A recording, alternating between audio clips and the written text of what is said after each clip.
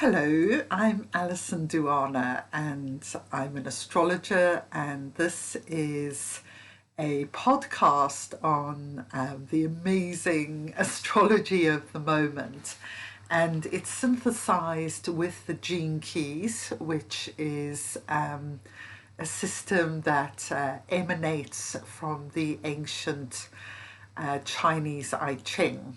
So I'll put the details of how you can get your gene keys profile if you've never looked into that. It's a really amazing system. Okay, so there's so much going on at the moment. I've written a blog that covers some of it, which I'll put the link to in the YouTube channel. But what I want to focus on today is the Kuiper belt objects, and I'd like to acknowledge my wonderful colleague, astrologer Kelly Hunter, has done a lot of research into what's going on in 2022, and I attended her webinar, and so without her, I wouldn't have this clearer picture of what is going on. And the general lens I'm looking at things through is the Goddess Asteroids. And together, I think the Goddess Asteroids and the Kuiper belt objects tell a certain story. And I'm sure there's absolutely loads of podcasts and blogs on what's going on, because it's incredibly transformative 4 months that we are entering into. So I hope that this bit of the story, and also what gene keys it's all happening in, give us a kind of deeper picture of what is unraveling, and the creator's perfect and very precise plan for the future. Okay, so I'm going to share the chart. The chart I'm sharing is for the 20th of December, which is the beginning, well, in some ways the beginning, because we've got the Carlos Sarpa, which I'll say a little bit about, but this is the day the Venus retrograde begins her 40-day cycle at winter solstice. So this is going to be very powerful, and I'll go into that a bit more. So that triggers off then, we have winter solstice. You can see here the sun is at 0 degrees Capricorn on the 20th. We also have a full moon has just taken place at the Galactic center as well, which is around 26, 27 Sag. So very, very powerful. And then we're going to get a nodal shift on the 23rd. Okay, so let's begin by just focusing in on the moon's nodes. So in mythology, the moon's nodes are called a great cosmic serpent. And this is the tail of the serpent over here in the 6th house in my chart in the UK. In Sagittarius, you can see it's a 0 degrees Sagittarius. The moon's nodes are pretty much always moving retrograde. And there we have Mars, okay? And we also have a asteroid called Minerva.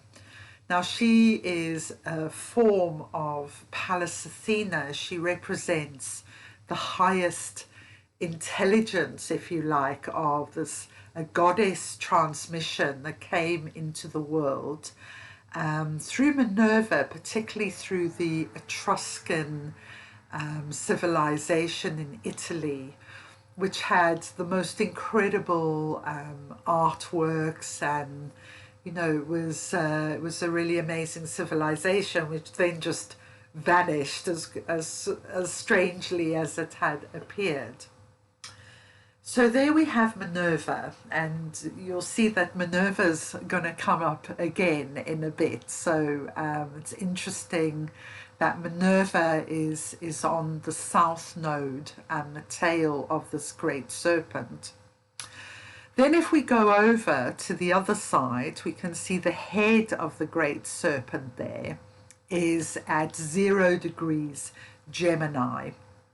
This is the 34-20 axis in the gene keys.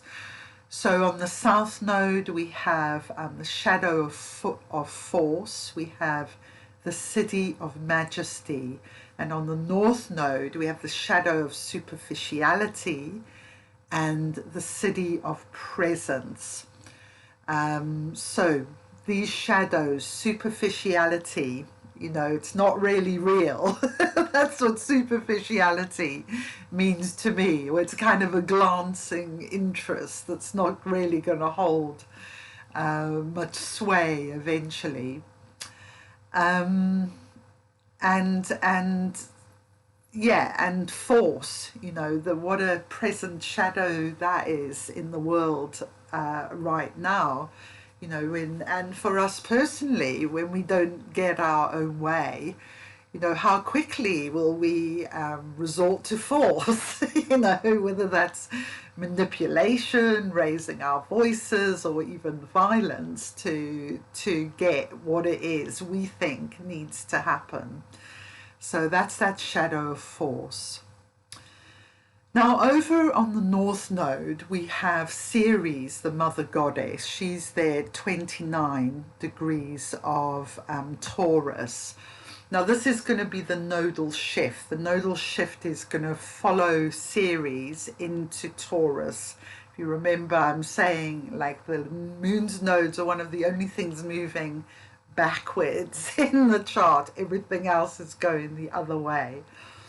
So so this is gene key 8, and this is where the nodes are going to shift to on the 23rd. So here we have the shadow of mediocrity, and on the other side it's going to shift into gene key 14, the south node. And that's all about compromise, the shadow of compromise. Okay, so we've got the mother goddess there. She's at the head of the great cosmic serpent. And we also have Sedna, who's the deep ocean. She's a very kind of northern frozen ocean goddess energy. You know, both these archetypes found their way through immense emotional trauma, and quite interestingly the emotional trauma is caused by the same thing, even though they're from completely different mythologies. In the case of Ceres, the trauma is that her daughter Persephone is given to Hades, Pluto, as his wife by her father Jupiter Zeus without any kind of consultation. And in the case of Sedna, she's given to a husband by her father, even though she doesn't want to get married. Eventually she marries this wild man who comes along, who turns out to be a bird man who's very cruel to her. So both these archetypes, you see, they have this similar kind of healing, recovery from trauma journey.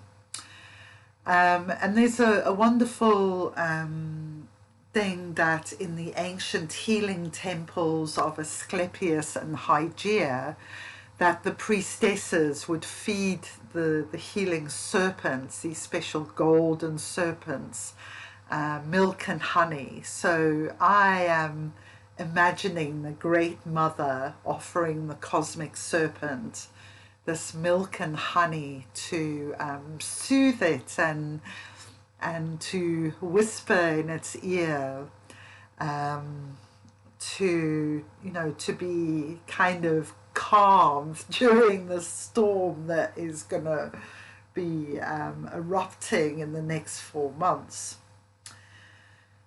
So this Kala Sarpa Yoga, it's quite a rare thing. I'm not a Vedic astrologer, so I'm looking at this through the eyes of the Goddess Asteroids, really, which is my kind of area I'm really interested in. So we can see that all the planets are this side of the nodes, and most of the asteroids as well. And the moon is going to spend 2 weeks out here, and then we'll be back in, I think of this as the egg at the moment, and the coiled serpent is incubating this great egg of all the planets and asteroids. And this goes on till April, when Mercury would have moved all the way around here through. So Mercury's in Capricorn at the moment. You'll go through Aquarius, then you'll go through Pisces, Aries, Taurus, and he'll pop out the other side of this, and that's when the Kala Sarpa will be over in April in 2022. So this is quite a long, intense period we have ahead. Now, the theme of serpent healing continues, because one of the only sort of main goddess asteroids, I'm talking about the first ones that were discovered, that are not in this egg, is Hygeia over here, who is at 28 degrees Libra. Now, when I discovered this, I was just astounded, because she is the healing goddess of the dreaming temples. You know, you can see from her her symbol here is the caduceus, so she is associated with the serpent healing and healing through dreams and sleep.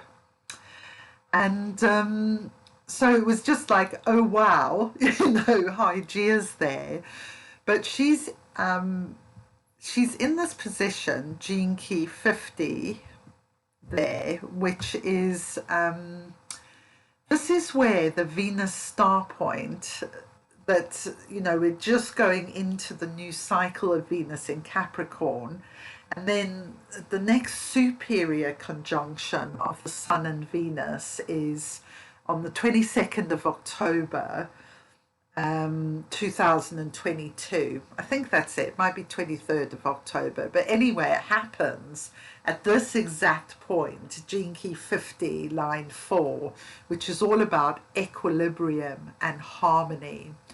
And it's a really important Venus star point, because it begins a huge kind of epic transition of the Venus energy from being in Scorpio into being in Libra. So there's some 3 Venus star points in this gene key over the next few years. It just actually crosses over into Scorpio. Gene key 50, line 6 is that first degree of Scorpio. So that was like, oh my goodness. So this feels like, you know, preparing the ground, digging the ground over, sowing the seeds of these healing serpents, healing dreams at this time for the Venus star point, which is going to be landing here, or Venus star points, I should say. Okay, and we have 2 other asteroids here. Well, one is an asteroid called Arnica. Now, there's a number of plant asteroids, and it's just wonderful for me, because what I feel is going on with all of this, and this karmic clearing that's going to happen in the next 4 months, one of the key themes is around the healing of women, women's bodies, sexuality, sexual abuse, that all that kind of corruption that's gone on, and maybe particularly through, you know, institutions that are now, we now see kind of crumbling and falling apart, like various religions, even New Age people. You know, this kind of corruption scandal is erupting wherever we look. So Arnica is wonderful because Arnica heals shock. And we also have Uranus square Saturn at the moment, and this is like a marker chart as well. It's almost like a solar return chart for the year. So Saturn squaring Uranus can bring shocks and breakdown of old systems, because Saturn is all about forms and Uranus is all about liberation. Okay, and then the other body that's here is Haumea. And she is a Kuiper Belt object, and she represents new birth and the new earth. She's often depicted as pregnant. So she's all about this new world, this new earth. And so again, it's wonderful to find her here. Now, the Kuiper Belt objects have a very slow orbit. You know, they all 200 and so years, they're going very slowly. So she's going to sit around this area of Gene Key 50 for, you know, a long time, at least the next couple of years, fertilizing. Again, I feel also this is all about preparing the ground for the Venus star point transitions into Libra that are going to, you know, take humanity to a place where working together will just seem like, well, of course we need to do that, you know. Whoever thought that dog-eat-dog thing was a good idea? So it's just going to naturally shift us from dog-eat-dog being, you know, the prevalent idea, to working together being the prevalent idea, which is going to be so good for us on every single level. And the valuing of relationships, the equality of men and women is really encoded in this gene key as well. Okay, so as we're on Hygeia here, I just want to begin sort of pointing out some really interesting aspects. So this is called a quincunx. It's 150 degrees, the green lines, and we can see one between Hygeia, Haumea and Arnica here, and it's going over to Sedna, the north node, and Ceres over here. So this is a subtle spiritual energy, you know, pulling towards this north node. And then we actually have another one from the sun there at 0 Capricorn. It's a really powerful point of the third spiritual rebirth as the sun enters Capricorn. And if you imagine Neolithic sites, we're going to one on Monday on Anglesey in Wales.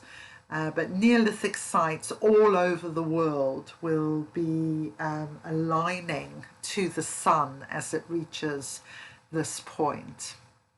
One that I remember seeing on TV is the Jaguar Temple in Guatemala, where it illuminates a serpent. I can't remember if it's coming down the pyramid or going up, but it's really quite something. So, you know, this is across many, many different cultures in the world. And again, we have this green line, this pulling towards that point there. And we can see that there's also a perfect trine between Hygeia, 28 Libra, and Jupiter, who is at 28 Aquarius. So this is gene key 30, line 5, which is called Radiance in Jupiter. So we can see here, this is what I love about, you know, you feel the precision of the creator at these moments, you know, this increase in the equilibrium and the harmony actually bring the increase in radiance. And this is all pushing us towards this North Node here. Yeah, so it's very good. Ultimately, it can be very challenging as well, as we are confronted with the compromises we've made, the mediocrity perhaps of our lives, because we're numbed out by comfort, or we've given up on our dreams. You know, we're just really incompetent in, we might have the dream, but are we acting in a competent way day by day to actually make that dream manifest? Yeah, so that's definitely been a theme for me. You know, it's all very well having a good idea, but if you don't tell anyone about it, or you don't make some flyers or a Facebook event, or, you know what I mean, you need to be competent in getting your idea out there. Otherwise, who's going to know about it? So yeah, and often there's very deep fears behind why we're acting that way, and these are the deep fears that we're being asked to address in this 4-month period. So it is challenging stuff, you know, and these fears might have been paralyzing you for as long as you can remember. So it's also an opportunity to break free from those. Okay, so let's have a little look at these Kuiper belt objects. So go back to Hygeia again here, 28 degrees Libra, and directly across the zodiac at 23 degrees Aries, sorry, we have Eris, the goddess of discord and chaos. And she gets a bad name, Eris, but really how I've come to kind of appreciate Eris is she kind of throws a spanner in the works, but because she throws a spanner in the works, you actually start to see the corruption of the field unfolding in a much more clear way. Yeah, and often she will be the scapegoat, but if you look at the behavior of others around, like what happened in the mythical story of Eris, we see the behavior of others is really kind of terrible as well. You know, the goddesses all competing against each other. So there we have this opposition across the Aries Libra. So these are cardinal signs. Then we can see the moon here is in Cancer, which is a cardinal sign. And the moon is in gene key 56, line 1. Oh, I forgot to look this one up, but I think it's the one to do with intoxication. I love that one. Just a little bit of poison can take you to the edge of intoxication. But there's kind of, from my own experience, this requires supreme self-discipline, which I don't always have that. But yeah, so 56, very interesting energy, that gene key. Yeah, and then we can see that Venus is over here with Pluto and Astraea directly opposite in Capricorn. So we have what's called this cardinal square energy, the cardinal signs of the zodiac change the season. So they've got a lot of energy, a lot of power of the new in the cardinal sign. So this square is really like a challenging energy to change and transform. Okay, so let's have a bit more of a look at what's happening with Venus. She's here 26 degrees Capricorn, and she's just gone retrograde there. Yeah, interestingly, she's just the moon in the attractosphere, which is 88 degrees behind where it is kind of at the time, is in Gene Key 3 at this point in this particular chart, and that is forming a channel of mutation. Yeah, and I wouldn't know that actually, but one of my lovely colleagues, Amy, was talking about the 60 and the 3, and which is like all about innocence, the 3, and the playfulness, which has really been coming to me, you know, that the best energy we can have to get through this is playfulness and that kind of innocence of the child. Okay, so yeah, Venus has just turned retrograde, and she's in Gene Key 60, line 1, very powerful Gene Key, which is all about divine justice. It's about structures, and yeah, and it's the gift of realism, which is one of those strange gifts. It's like, yeah, I need that sometimes, you know, that gift of, is this real? You know, maybe it's a good balance to that shadow of superficiality. And then we have Pluto there. So Pluto, just as Venus is going retrograde, the retrograde is always about clearing out.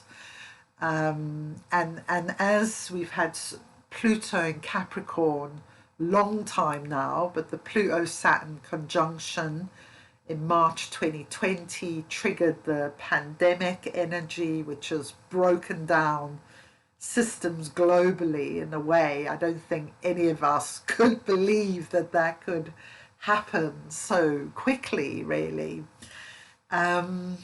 And will continue to happen as well. You know, it's not over yet. So the breakdown of the old is continuing. And it's like Venus, I see her going through the halls of Amenti, sweeping away. You know, in Capricorn, she can be this old crone, really ugly, big nose, sweeping away. But she can also be the magical child in Capricorn. And Pluto brings us to all these issues like corruption, abuse, violence. You know, Pluto can represent the worst of that patriarchal dominant energy, that force energy as well. However, what kind of came into my realm last week was a book by an astrologer called Isabel Hicks, and I was watching actually Melanie Reinhardt speaking, and she started talking about this Isabel Hicks, who I had never heard of before, not surprisingly, because she was born around 1906, so a long time ago. And so I ordered the book, which is called Pluto or Minerva, the choice is yours. So as I mentioned earlier, Minerva is this ancient Etruscan goddess of wisdom, and she has two faces, the light and the dark. So Minerva, for me, is really about integrating polarity. And actually, this is what I feel Gene Key 50 is about, integrating polarity as well of the male-female energies. But Minerva's more about the dark and the light. So yes, we have this heavy, dense Pluto energy, but can we transform it into wisdom? And in order to do that, Minerva teaches us that we must embrace the darkness. We can't repress it, run away from it, deny that it exists in ourselves. You know, yes, those people over there are dark and corrupt, but I don't have that, because we all have it. You know, we're all of us as humans, to varying degrees, have these shadows. But it's quite hard to own that, like, vulnerability, I guess. Yeah, I call it kind of getting rid of my too good girl. But then there's getting rid of the too naughty girl, which was actually kind of harder. So there's two sort of sides of the coin here. And eventually, somewhere down the line, you just come to like more beingness. You know, this is just being, is about being in the light and the dark. There's a beautiful song we sing in our sacred song group called Between Darkness and Light, I Will Always Walk.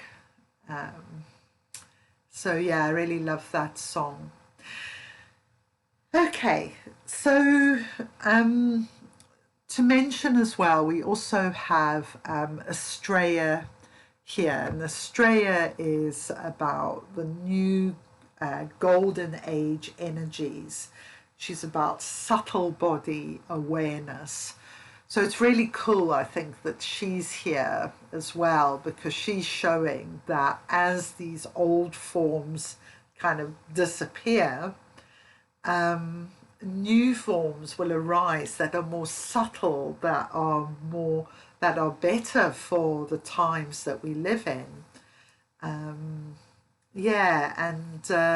You know, these forms can be different things. They can be language, like light language, or the form can be the body itself that's changing, or it can be, you know, the form of your work. Maybe you've had this structure that's your business, and then suddenly it just doesn't work anymore in the same way it used to.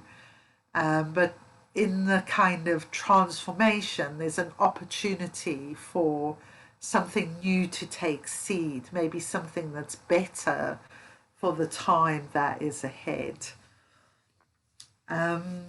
Okay, so we've got Astraea and Pluto and Jinki 61, and this is the city of sanctity, and especially the sanctity of the body, which has been neglected for far too long. We have Juno, then Scorpio. She's conjunct Mercury. So Juno's in 38, line 5. This is all to do with honor. So interesting, because she's goddess of the sacred marriage, about the honoring of the masculine and the feminine.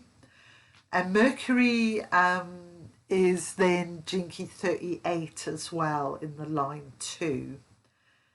Yeah, and they're in the 7th house in my UK chart. So, you know, stuff around the form of relationships. You know, it's interesting because all relationships take on a form, and this is a time where any kind of form can be shaken up. You know, so you can end up with your relationship looking really different, or perhaps even ending because it looks so different that neither of you can kind of get to grips with that anymore. Yeah, okay. So just going back to the old Kuiper belt objects here. yeah, there's this quite interesting grand trine going on as well in the fire signs between Varuna. So Varuna is here at 6 degrees Leo, and Varuna is from the Vedic tradition, and is kind of a judge, you know, who's and lays down the new laws. You know, this is what the laws are going to be. So interesting. He's in Jinky 31, line 5, which is you know, it's a kind of initiating new energy as well, the 31. Okay, so then we see that that's going over to Mars over here, conjunct the South Node. Mars is in Sagittarius in Jinky 9, line 1. And then we go up here to Chiron, who's doing this huge retrograde, but he's just gone direct again, so he's going to start going anti-clockwise again. Chiron in Aries is all about not wanting to be homogenized into the culture. You know, this is very much about our individuality. And in Jinky 17 is about being far-seeing, about being visionary. So, you know, as we create these new forms, can we use our wounded healer archetype to perceive, like, what are the forms that are going to hold for the duration, for the long term? And we have Salacia there, who is a water deity. She's a water nymph, actually. So Neptune took a fancy to her, but she wasn't interested really. So she ran away and hid from him, and Neptune sent a dolphin, and it feels like the dolphin, with its kind of loving and subtle energy, persuaded Salacia to come and have this union with Neptune.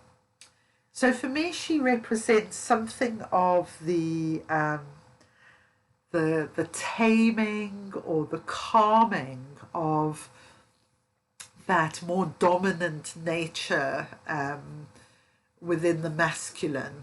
You know, Neptune, not known for his kind of great treatment of females, but it feels like Salacia is the one who turned him round, or Salacia. That's what Kelly Hunter calls her, Salacia, which does sound better. Because if anything, it doesn't feel like she has salacious energy. It feels more that she kind of really valued herself, so she wasn't just going to like hand herself over. She was like, no, it's going to take a dolphin to persuade me. So I like that. Okay, so that's where I'm going to end.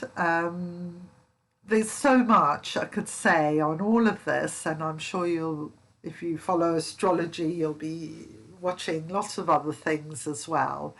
But I hope this kind of Gene Keys angle on it is helpful to you. And yeah, and just to say as well, I do offer Gene Keys readings, so you can get your hologenetic profile free. You can do a self-guided thing. I guide groups as well on this platform where I work called Soul Tribe Online. But you can start it off with a one-to-one reading, which is quite a good way to get going with the Gene Keys.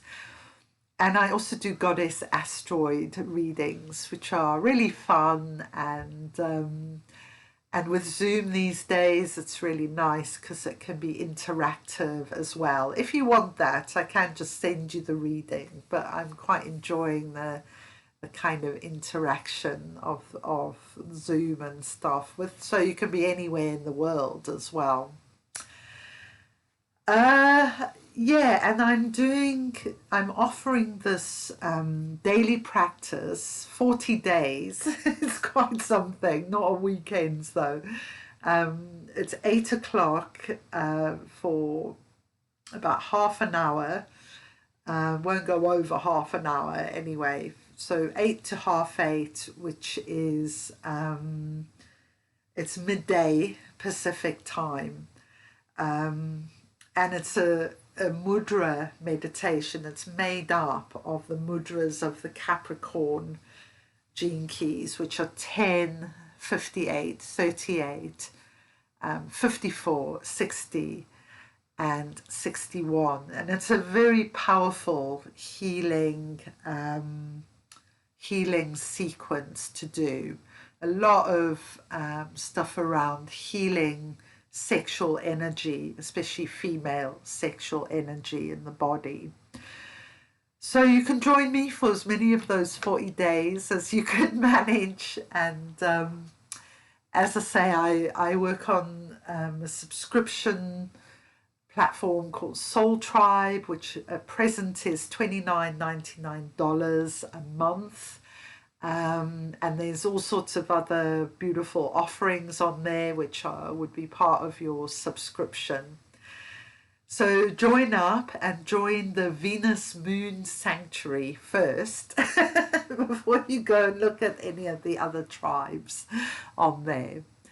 So namaste and thank you for listening. It always feels an honor to be able to share these wonderful goddess energies.